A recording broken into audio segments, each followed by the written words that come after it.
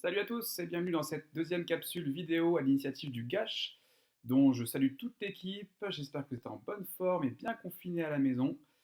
Je me présente pour ceux qui ne me connaissent pas encore, Michael Barbet, je suis kiné du sport et depuis 3 ans dans le staff médical du GASH.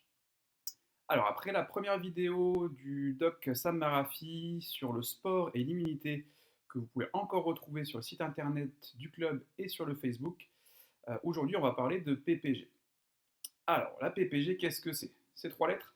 Trois lettres qui peuvent faire peur, trois lettres qui peuvent faire mal, mais c'est surtout trois lettres qui signifient préparation physique générale. Alors, pourquoi la PPG? Premièrement, parce que c'est un sujet d'actualité. En ce moment, on est confiné, on ne peut pas trop sortir. Donc, pratiquer notre sport en extérieur, c'est compliqué. Donc, on a du temps pour s'y mettre en solo à la maison à faire de la PPG. Deuxièmement, parce que c'est un outil important pour la performance, et particulièrement en course à pied, et aussi parce que c'est notre meilleur allié pour éviter les blessures. Alors avant de commencer, un petit clin d'œil. Dans ces mois de confinement, rappelez-vous que d'autres avant nous se sont eux aussi sentis bien seuls avant d'apercevoir le bout du tunnel. Donc patience, ça va venir, on s'accroche. Allez, on attaque les choses sérieuses. Les blessures en course à pied. Donc en général, sauf chute, sauf traumatisme, c'est des blessures de surcharge des membres inférieurs. Donc avec des noms un peu barbares comme le syndrome de la bandelette iliotibiale, le syndrome fémoro-patellaire, le syndrome de stress tibial médial. Bref, ce sont des pathologies de surcharge des membres inférieurs. Euh, et la PPG peut vraiment aider à prévenir ces blessures-là. Alors, il y a pas mal d'études scientifiques qui se penchent sur ce sujet-là depuis quelques années. Je vous en ai mis quelques-unes qui sont les plus intéressantes. Alors celle-ci, elle est très très parlante. Elle s'est penchée sur l'intérêt de ces programmes de renforcement musculaire pour prévenir les blessures. Et bien il s'avère que même un programme qui serait court, donc qui serait étalé sur seulement quelques semaines et pas sur une routine sur toute la saison, mais seulement quelques semaines, même un programme court comme celui-là aurait un intérêt pour les blessures et diminuerait les blessures de quasiment 50%, moins 43%. C'est quelque chose qui n'est pas négligeable. Dans l'ensemble des protocoles qui ont été étudiés dans cette étude-là, le résultat moyen c'était moins 66% de blessures. Donc c'est vraiment quelque chose d'assez important, un vrai allié, je vous disais, pour diminuer les blessures. Et dans le cas où on se blesserait quand même, euh, les gens qui auraient fait de la PPG, du renforcement musculaire en amont de la blessure, euh, arriveraient à guérir plus rapidement de leur pathologie et de leur blessure. C'est quand même quelque chose qui est vraiment, vraiment important. Alors dans cette autre étude-là, l'auteur s'est intéressé aux facteurs prédictifs de blessure, c'est-à-dire pourquoi je me blesse. Et il y a trois facteurs qui ressortent. Le premier facteur, c'est un mauvais contrôle postural. Qu'est-ce qu'on fait à ce moment-là? On va travailler la proprioception. Je vous explique ça juste après. Le deuxième facteur prédictif, c'est une baisse de force de votre grand fessier, qui est extenseur de hanche.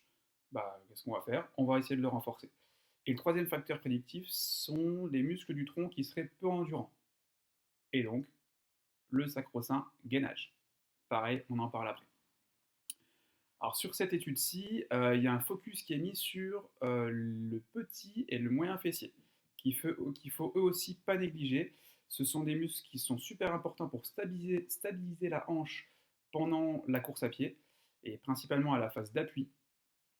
Et si ces muscles-là sont déficitaires, eh ben on a une augmentation de la vitesse de force d'impact au sol. On sait que cette vitesse de force d'impact, c'est un des seuls facteurs qui est clairement lié aux blessures dans la littérature scientifique. Donc c'est super important. Euh, Petit et moyen fessier qui serait déficitaire, ça va aussi diminuer l'économie de course, donc forcément une baisse des performances notable. Et ensuite, ça peut prédisposer à augmenter certaines pathologies comme les fasciites plantaires, les syndromes de la bandelette iliotibiale, le mal de dos. Donc des choses quand même très répandues et pas négligeables. Donc surtout, on n'oublie pas de renforcer petit fessier et moyen fessier, en plus du grand fessier qu'on a vu juste avant. Dernière étude, et après je vous embête plus avec la théorie. Pour éviter les blessures, il faut que vos muscles soient longs et qu'ils soient forts. Retenez juste ça. Il faut vraiment sortir du cadran infernal qui serait d'avoir des muscles courts et des muscles faibles.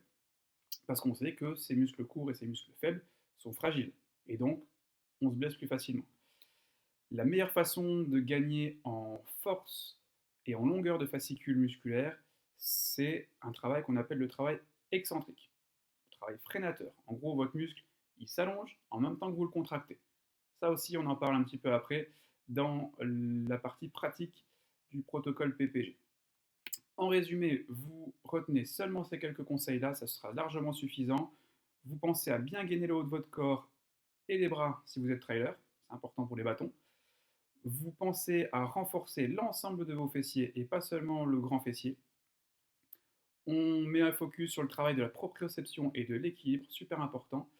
Et puis on pense aussi à renforcer ses pieds.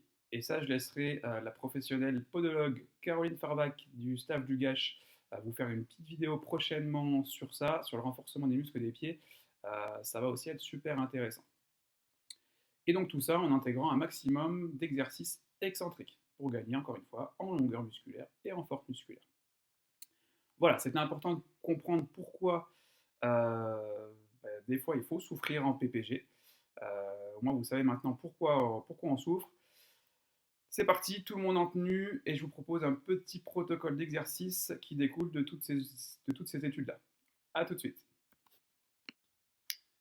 Avant d'attaquer ce circuit d'exercice, pensez à vous échauffer un petit peu. Vous faites 2 fois 2 minutes de corde à sauter, même sans la corde à sauter, si vous n'en avez pas, c'est pas grave, ça marche très bien aussi. Vous faites une dizaine de flexions et ça suffira largement. Pour faire le lien avec la capsule vidéo du Doc Marafi, pensez bien que les efforts intenses en termes de cardio sont néfastes pour votre système immunitaire. Donc on va faire ce circuit d'exercice de façon calme, de façon lente, en respirant correctement et en respectant bien les temps de pause. Vous pouvez faire 30 secondes de pause entre chaque exercice, c'est pas un problème.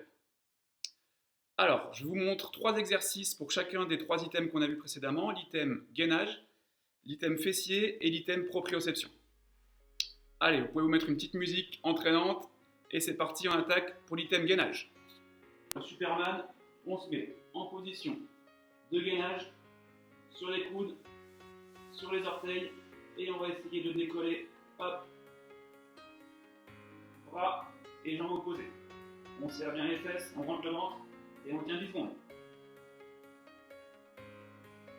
Hop, la même chose de l'autre côté.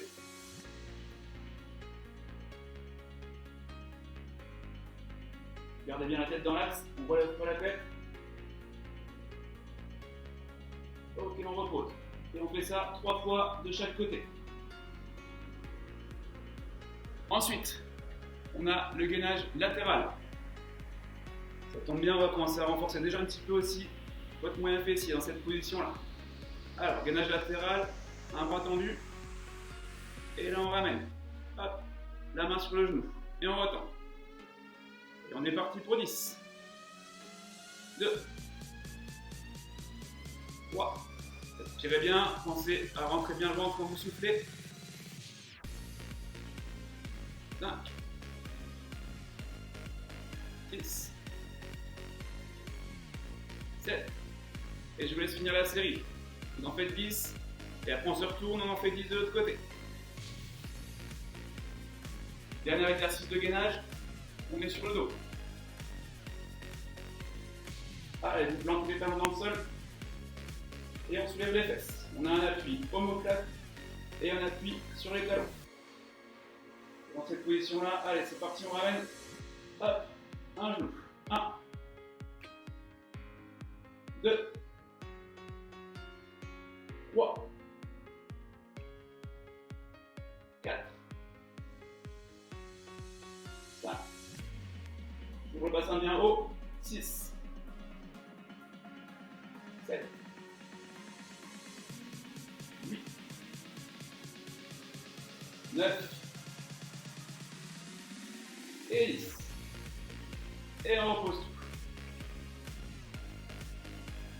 Je vous montre maintenant les exercices pour bien renforcer vos fessiers. 3 exercices là aussi. Premier exercice, des fentes sautées. On se met en position de fente, pied gauche en avant, pied droit en arrière.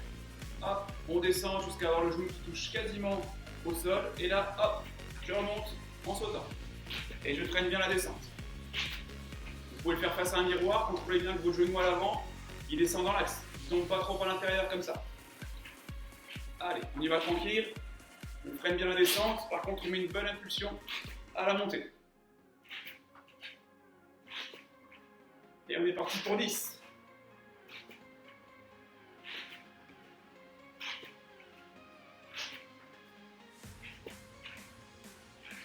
Ok. Ensuite, on repasse au sol et on fait des ponts fessiers. Hop. Vous pouvez mettre les mains au sol. On lève bien les fesses. Et on va se le faire sur une seule jambe. Donc on prend la jambe droite. On descend les fesses quasiment en contact. Le talon quasiment en contact.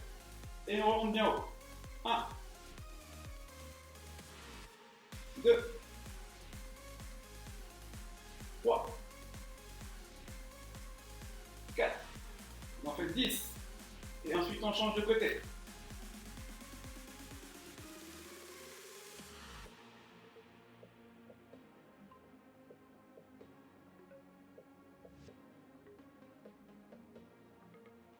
Et 10 aussi de ce côté-là. Et on repose. Dernier exercice. Vous avez besoin d'un élastique, d'une vieille chambre à air, ce que vous voulez. On va le poser, l'installer au bout des pieds. Hop. Le plus en avant possible des pieds. On fléchit un petit peu les genoux. Vous mettez les mains en hanche, les mains écartées, c'est vous qui voyez. Et on passe sur un seul pied, on soulève l'autre. La jambe qui est soulevée, on l'attend. Et on écarte. Et on maintient 5 secondes. Et vous freinez le retour. Et vous allez faire 10 mouvements. Et on contrôle bien son genou. Dans le miroir, s'il faut, le genou d'appui, il est bien stable, bien orienté vers l'avant. Il ne tombe pas sur l'intérieur comme ça. Il ne part pas trop sur l'extérieur non plus. Voilà, bien dans l'axe. 10 mouvements d'un côté, 10 mouvements de l'autre côté. Même principe. Élargir au fessier, moyen fessier, il bosse énormément.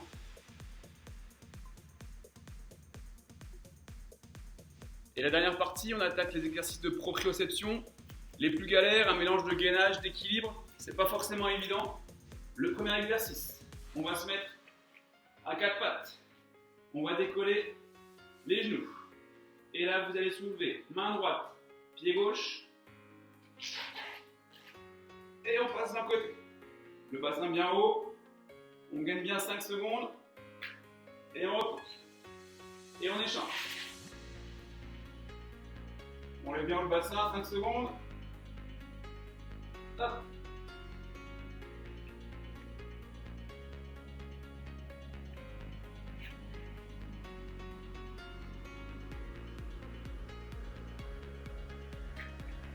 Et on en fait 10.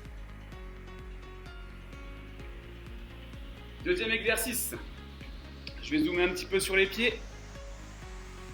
Hop. On va se mettre sur les pointes de pied le plus haut possible. On essaie déjà de tenir l'équilibre, c'est pas forcément évident. Et là, on va essayer d'amener les bouts de plantaire vers l'intérieur, bouts de plantaire vers l'extérieur. Allez, et on tient. Et on en fait 10. Intérieur, extérieur. Allez, encore.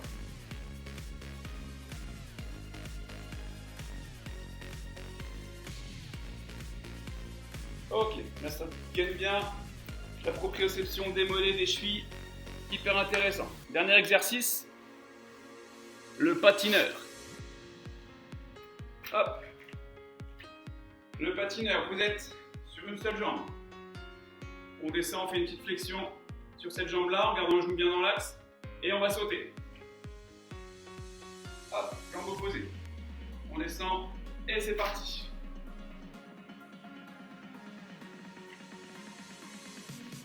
On se prend bien votre genou, il descend dans l'axe, il ne s'écrase pas à l'intérieur.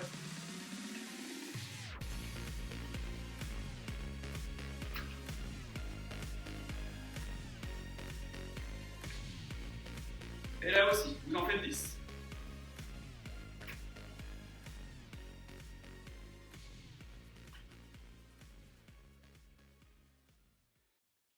Voilà pour ce programme d'exercice qui couvre les principaux facteurs de risque de blessure en course à pied. Il dure une dizaine de minutes. Si vous voulez le faire 2 à 3 fois d'affilée, vous pouvez. Et puis vous le placez 2 à 3 fois dans la semaine sans problème.